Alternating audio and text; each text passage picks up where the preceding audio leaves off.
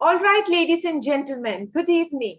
For 100 Days, 100 Speakers episode, welcome to Brain City. Today is a special day. Today is Tuesday with career and organizational development. As usual, we have one special guest today. Reading her biodata by itself will take a 2 hours of session. So next time, Shikha, whenever you're planning to come, please tell us in advance so that we start the session 1 hour in advance so that we have one complete hour to give your introduction. We are very happy to welcome you on this stage, but let me quickly give you what I felt is the highlight from your introduction. So she is an HR recruitment with the experience of 18 years and specialized in streamlining the recruitment functions. Currently, she is working as head talent acquisition in Windwire Technologies, Bangalore.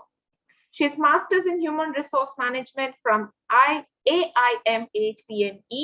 She's a coach, a mentor, a soft skill trainer for corporates and individuals. She also teaches personality development and she loves the language French. She is serving as a president of Karnataka HR Council at WICCI. She's also a registered TED Circles host. She believes, and I really agree with whatever she has to say. She says, life is not meant to be lived in one place. And she's traveled a lot and she's a global toddler. That's what she says, globe toddler. Currently, she's in a role of HR leaders. Okay, so the topic for today she's going to talk about is the role of HR leaders in COVID times. Ladies and gentlemen, please use the reaction button or come on camera and let's welcome Ms. Shikha Gupta. Good evening, Shikha. You can unmute yourself and over to you. Good evening, Team Brain City. Good evening, Naina. Thank you for this warm welcome and nice introduction. Feels good, actually. It's an honor to be on this platform with 100 speakers, 100 days. I think you guys are doing an awesome job and you're almost halfway through, right? 48, 49 episodes done. So I'm right here in the middle of your 100 days talking about role of HR leaders during COVID times. Yeah. Are we all set for this journey? Okay. I'm going to talk about my personal experiences, right? What we have in mind, and a lot of my colleagues, a lot of HR leaders in the industry, what have we seen in the last 1.5 years, right? Since December 2019, right? Since Wuhan, and it all began there and COVID struck, and it's like a pandemic which disrupted business, lives, socio-economic environment, everything, right? Nobody was prepared for it. We were all at our offices. We were used to that office setup. Employees are assets who were right in front of us. And then all of a sudden, it was declared that each one of us should start working from home because the pandemic is spreading very rapidly and killing a lot of people, right? So many people worldwide, 47 lakh plus people have died. I was looking at the statistics last evening. But this last 1.5 years has been a year of, I think, transformation, not only for HR, but for everybody, right? At different fronts, professional front, personal front, and so on and so forth. But here, let me focus on HR. Let's start with what's the first activity or what's the first touch point that an HR does or an HR person plays in an organization is about recruiting talent, right? Hiring people. So what it was, we were all used to the office setup. We would call candidates, schedule interviews, and everything would happen in person. There was this human connect, conference rooms were booked and stuff like that.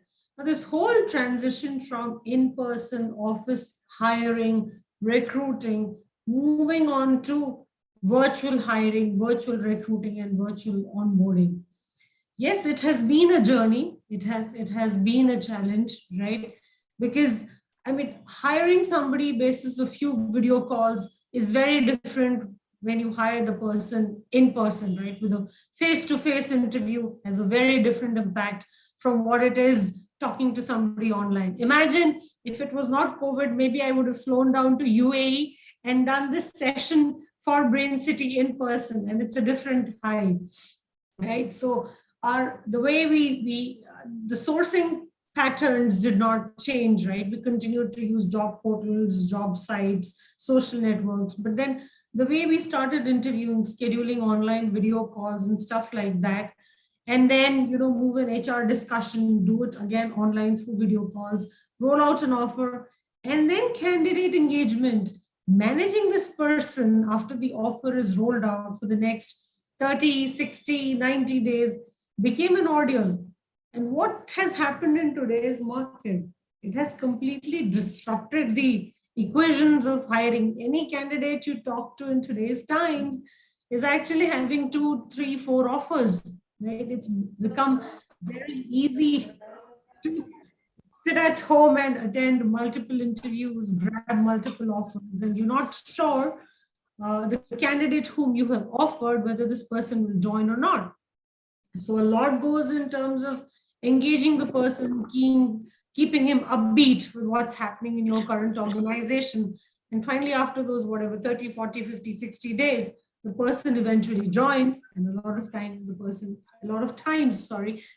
doesn't join, right? So with COVID, I think the biggest challenge has been talent attraction. Yeah. Earlier, there was a hiring freeze. A lot of HR folks like me stopped hiring because we did not know what will be the business continuity. We did not know what will be the project continuity. A lot of people were rendered jobless. A lot of organizations went into downsizing, cost optimization, right, and all of that stuff. Right? And then we began hiring, and then we moved to a virtual hiring model. So it's been a great shift. And I think all of us have now got used to it, that this is the way it is. This is how we are going to operate. You never know, 3 months, 4 months, 6 months, what it looks like, but that's the way it is. And finally, you engage the candidate, you keep him upbeat with your company's happenings. Recruiter connects are very strong. You get leadership, virtual coffee meets organized, to keep the candidate excited about the organization. All of this, which was happening in person has transitioned online. And yes, it has been a challenge. The industry, and I will talk about IT services. That's my background with NIIT, Wipro, Oracle, on mobile, and now Wire Technologies, right? The offer decline ratio, right? We used to be maybe at a 10% or a 20% offer decline or a no-show ratio that has gone up to 50%, right? 50% of the people don't join. Yes, Naina, you want to ask? I had a question here. I have 2 questions rather now after listening to the last sentences. First of all, were there any recruitment happening during this pandemic? Absolutely. So when we were struck by the pandemic, I think early 2020, which was probably Jan, Feb, March, April, is when most of the companies slowed down. We had hiring freeze and all that. But then when things started picking up, I think last 1 year, everybody has been hiring, irrespective of the segment, irrespective of whether it's a product or an IT services, irrespective of the technology, irrespective of the levels, everybody has been hiring. Just have a look at multiple job portals. There are so many jobs that are advertised, and everybody seems to be hiring. Okay, so my second question is, who used to decline, the candidate or the companies? Candidate. The candidate. Really? Yes, the candidate. So, and it's a worldwide phenomenon, right? Say, for example, I'm a candidate and I'm working from office. If I have to attend an interview, I need a permission, right? I need a half day, I need 2 hours, 3 hours off, right, to go attend a couple of interviews, to grab an offer and so on and so forth. Today, I'm working from home, right? It's become very convenient for me to give multiple interviews, just put myself on D&D mode on Teams or whatever channel we're using for communication and attend interviews. So the candidates today have a choice. I have 2 to 3 offers and I'm comparing, which company is better, which brand is better, which role is better, which company is offering me more salary, more benefits, more, I don't know, even stock options for that matter. So I have plenty many choices, which I did not have while I was working from office or pre-COVID, because I was not in a position to attend so many interviews and grab so many offers. Today I am. And it's very easy for me to get multiple offers. So the candidates decline. Right? Well, And on the other hand, we think that there are no jobs that side. And here the story is different. there are plenty many jobs in India. Yeah, everybody seems to be hiring, and all the hiring, most of the hiring, right, is always project based or assignment based or customer based. The business has picked up. Yes, when we were initially hit by the pandemic, it was quite a shocker for the entire industry, right? Customers slowed down, the business slowed down, forecasting or visibility was slightly less. But today, everybody is hiring. We're out of that rut of not hiring. Yeah. Lovely. Thanks. Yeah, go ahead. Yeah. So I think after we finish hiring, the other big challenge which most of us are facing is assimilation, right? The candidate has never seen your office, right? Employee assimilation. So you do a world-class onboarding, you onboard him, you get the forms filled, you run him through a brilliant induction program, you assign his mentor, you assign a buddy, you assign the candidate to a project manager, all that is brilliantly done. What next? Now, this person hasn't had a flavor of your culture, of your organization, has never seen your office. He's got hired basis, 4 or 5 video calls. He doesn't know what it feels to be like, say, in X organization in a team scenario, right? Though there are a lot of collaboration tools like Zoom or Teams and so on and so forth, but this whole fun of being together, doing brainstorming meetings, problem solving, working together on the project, maybe doing late night shifts, maybe doing extras, that whole feeling of how an organization operates. And when I say culture, a lot of it is also driven by what is the ethos of the organization, what are the core values. Imagine, I mean, I have joined a new organization, this is some 4 or 5 video calls. Do I feel one? What is my sense of belongingness to this new place? I was better off in my previous organization. I knew a lot of people, right? Maybe. So where is the culture touch point? What is my sense of belongingness to the new organization? How am I feeling? Have I understood all the systems, processes, tools? Is my manager supportive enough? Is my buddy, looking after me or taking care of me for the next 90 days? All those are very key challenges that HR folks are going through, and even managers to a certain extent. Right? How does this person, does he feel one with the team?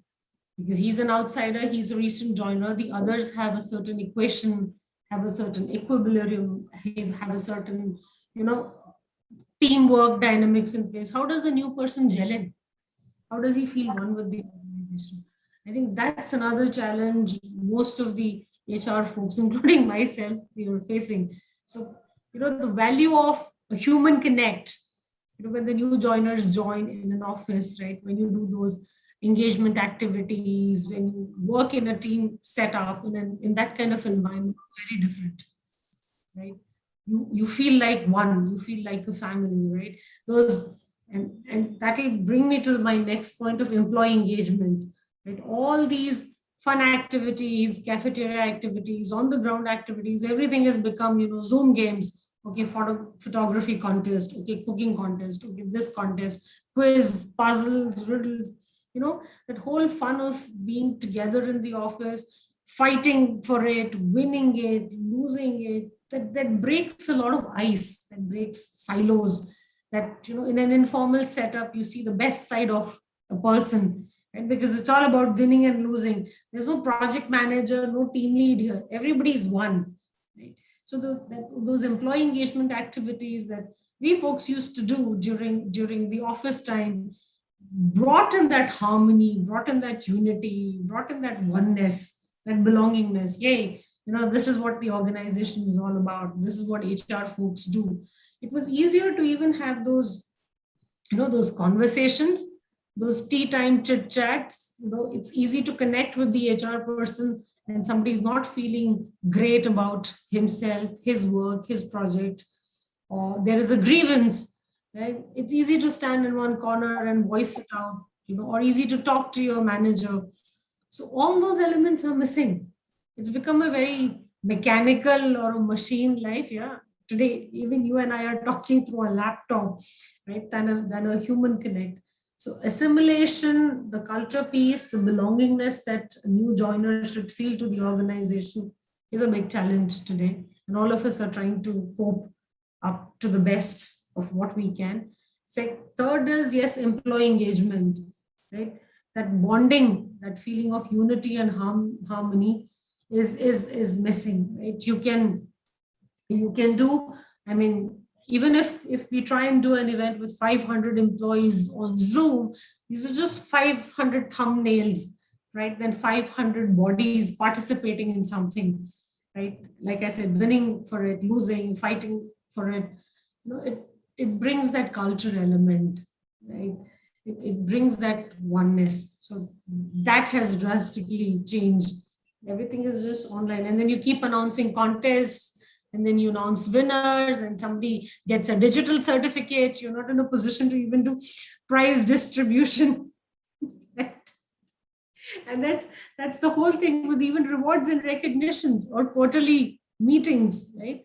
Yeah. Instead of these large auditorium meets or cafeteria meets, the quarterly meetings are all happening over Zoom calls, and it's okay, Naina wins the award. The lunches and the dinners. Exactly. There's a new concept, right, Naina, which is called virtual happy hour. So, the team manager says, okay, let's jam up at 5 o'clock and have a virtual coffee together. And then, yeah, some people participate, some do not. But when you are in an office setup, you do take out those 10 minutes to walk up to the cafeteria, grab a cup of coffee, have a chit chat, come back. Those are very re-energizing, refreshing conversations, which infuse that new motivation or new energy to perform better or to do better. These have become virtual lunches, like you rightly said, virtual coffee breaks, but then quarterly team dinners or quarterly lunches have become Zoom meetings. A lot of companies, even in our setup, order online, right? Fix a time, all of us with our lunch boxes or Swiggy, Zomato, or whatever you want to do. Everybody jams up at 1 o'clock and says, okay, let's have lunch together. But that feeling of sharing with each other, you cannot do that because you are in a virtual setup.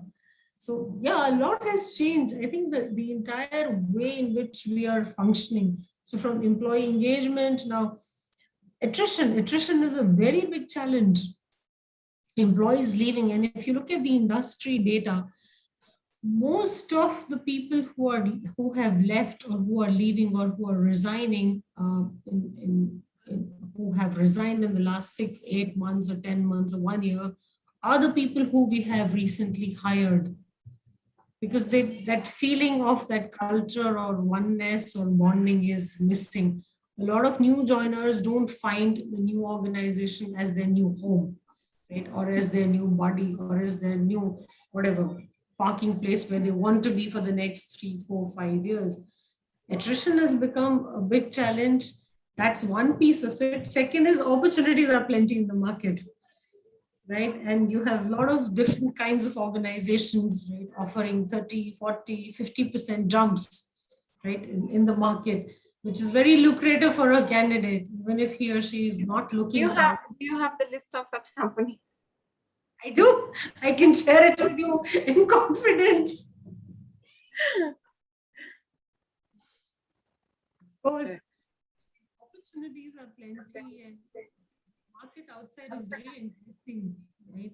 I could be, just hypothetically, I could be 10% unhappy with my job and not 90%. Even that 10% unhappiness, the market is pulling me. There are better opportunities. You go to Naukri.com, Monster.com, LinkedIn, everywhere you have jobs advertised, right? And a lot of these jobs also carry what budget the company is in a position to pay and stuff like that.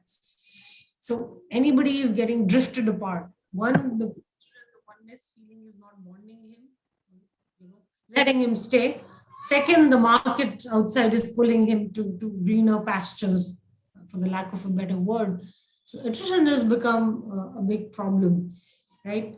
I think the only way all of us are trying to solve this is saying that, one, HR connects, and second, people manager connects with their respective teams have to be much higher. Maybe have to be more frequent, or maybe have to be more detailed.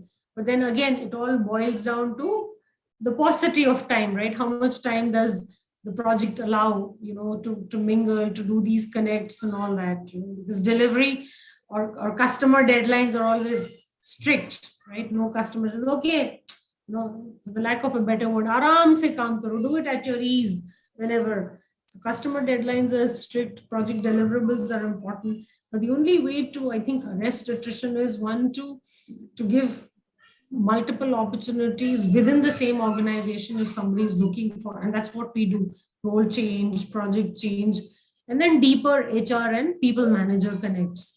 But that is again another challenge that we are dealing with.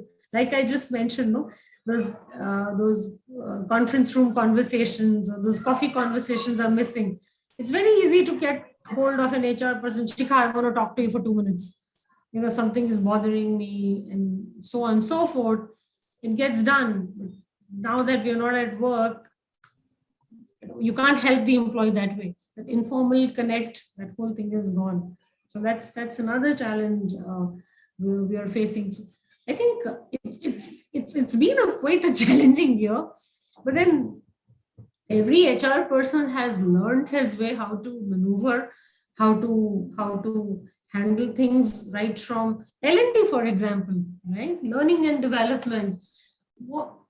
I still remember those days where we used to do power-packed classroom, sessions, right? You are doing a seminar, you're calling external trainers, you're calling some industry leaders to visit your office and do these power-packed sessions in a classroom. And then you're trying to measure, or a training room, right? And you're trying to measure the effectiveness of these programs. Today, what happens? The same programs are happening online and everybody's off video. You don't know whether they're there or not. You don't know what they're assimilating, what they're understanding. So that classroom participation, that Q&A, that group learning, right? Where you do cluster seating, you do little assignments, you learn from each other's experiences, exponential learning. All those components are missing today. It's become a one-way Zoom webinar or whatever you want to call it. And we don't know how the participants are assimilating, how much they're assimilating. Of course, at the end of the training program, there are assessments to measure all of that.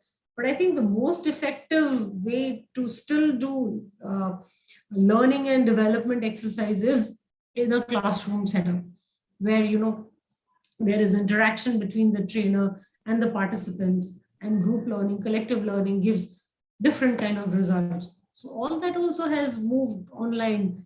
So I think we have figured out ways of managing everything online, right from recruiting to onboarding, assimilation, employee engagement, managing attrition, L&D, all the components. And the key is, right, to continue building the right organization with the right leadership and with the right culture. So that is what each one of us is still thriving to do, right? And we'll continue to do that, right? And I think I have never experienced HR the way I have been doing it all these years. Last 1.5 years, or a little more than that, have truly been a learning journey for all of us. Now, come what may in future, we are prepared for everything because we know how to do things online, plus we know how to do things in person. And so, yeah, these are a couple of things that I thought I should talk about. Happy to take questions, happy to talk about more aspects if you would like me to. I can yeah, sure. Of course, we will be having some question and answer. We will open the thing for the audience. You can please raise your hands and ask some questions with this regard. But I have this query that even before thinking of it, we had an induction online. For example, they used to give us a web link We used to go to that web link, we do the induction and we come back. And maybe once in a week or mostly once in fortnightly, we used to have a team gathering or meeting. We used to discuss our sales reports or something like that. So not that I'm missing very much, but then I think work was going well. But do you still think that we are missing on that human touch? I'm not sure how many of us we still want to meet physically our bosses and stuff like that. As far as the work is submitted and the client is happy, uh, I think things are okay. According to me, it is like that. So let us call for a debate. Who wants to take up and talk about the other side of what I feel? Is there anybody in the room who really think has to go to work? And yeah, Rajiv will always have, he can take any side of the debate, I must say. Lovely. Yeah, actually, Video is not open. yeah. Okay. Actually, Nana, I'm going to office off and on, and I'm meeting my Employees. subordinates, colleagues, and friends, everybody. But I just want to share the perspective of my daughter. She's working in Accenture. She's been in at home since last December. She was at that point of time, she was enjoying that I'm working from home. That is very good. But now when they announced that it will be still Accenture will be opening maybe in June or July 2022. Till then, she has to work from home. So she's really annoyed, and she said now whatever may come after office opens, I'll be going to office every day. So I think that kind of thing is because people are missing and they are working more because of they are at home. So the companies think that okay, they are at home, they can be given work at any point of time. At the moment she is working, it's almost 8, and otherwise she has to leave the office at 6, and then the computer is off. So that way, I think the IT people who are basically very good doing work from home are feeling lots and lots of other side of the table, that they want to go back to the office. They want to enjoy tea and coffee together with their buddies and all those things. I think, but it's a real change we have witnessed in last 1.5 years, and I think nobody has thought of such kind of change. And it's both the sides, pros and cons are there. Working from home is sometimes you feel better, but sometimes you need to go, because me being in construction field. So sometimes you need to go to office and to the site and see what is happening physically. So many things are there. So that is my thought, that young people will always want to go to office and work with their colleagues and buddies. What I was saying is, say, for example, not for example, in real life, I used to hire for Pan India, right? So I have hired 30 people and I want to do a monthly induction program, and all 30 belong to different locations.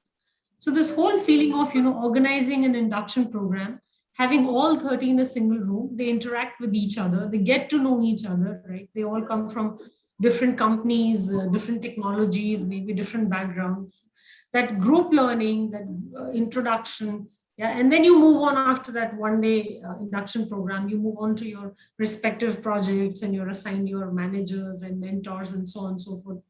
After that, whatever is project specific, you do it on laptop, right? Self-based learning modules you learn on. This whole feeling of joining a new company, meeting the others, right? Interacting with them, making buddies, and then saying, okay, yeah, we've joined a great organization together. I think all those elements are really missing. I mean, even today induction happens, but yeah, they will just give you some stuff to read on your own and then submit a form at the end that yes, you have read and understood this slide or this PPT. Yeah, thank you, Shikha. This is with regards to suppose going to work and completing your project. let me just twist it a little bit now that you're saying you're in IT. How about learnings, as in upgrading yourself, and how about taking some extra classes? For example, you also said you're teaching French language. So are you doing it physically? Will you be happy doing it physically, or online is working best for you? Do you want to share something on that? I would love to do it physically because French is a very difficult language. Second, it has a very peculiar accent to it, right? So unless the participants are on video, right? And when you speak French, your tongue literally rolls, right? So getting the right pronunciation with French language is very, and I learned it at school. So I can speak like a person in France because I studied it from that age, right? So a classroom setup is the best where you can tell people how to roll the tongue, get the pronunciation right. On Zoom, it's difficult. Any learning face to face. See, even if you're trying to say technology guys, you want them to upskill or you want them to cross skill. They can go through some self-based learning modules or they can go through some training session. But if you have a one-on-one interaction with the trainer where you can do Q&A, right, where you can practice along with the trainer, nothing works best than that. I would any day prefer a classroom. That's my best case scenario. And people learn fast as well. Okay. Anybody else in the room has any other questions or anything, any comments or something with regards to what Shikha is saying? Question in the chat window, I guess. Yeah. So I think we are almost on time to conclude the program. Can I ask Shana to stop